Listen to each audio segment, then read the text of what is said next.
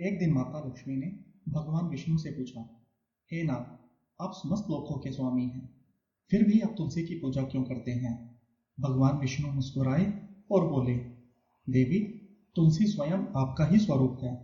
इसकी पूजा से जीवन में सुख समृद्धि आती है और पाप नष्ट हो जाते हैं। मैं तुम्हें एक कथा सुनाता हूँ। प्राचीन समय में एक पापी ब्राह्मण था जो झूठ, चोरी और बुरे कर्मों में लिप्त था। एक बार वो एक आश्रम में ठहरा जहाँ एक तुलसी का पौधा था।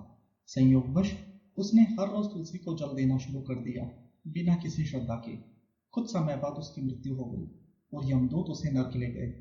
लेकिन जैसे ही उसे उबलते हुए तेल में डाला गया, उबलता हुआ तेल ठंडा पड़ गया। ये देखकर यमराज चकित रह गए। तभी नारद मुनि प्रकट हुए और बोले, हे धर्मराज, इस ब्राह्मण ने अनजाने में ही पुण्य अर्जित किया है।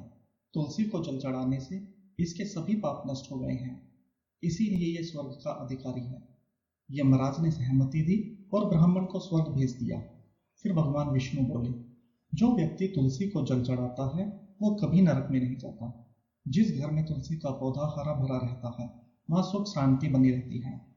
तुलसी माता की पूजा में पवित्रता आवश्यक है और रविवार को तुलसी पत्र नहीं तोड़ने चाहिए। तुलसी पूजन से अपार पुण्य प्राप्त होते हैं और जीवन के कष्ट दूर हो जाते हैं। जय तुलसी माता जी की।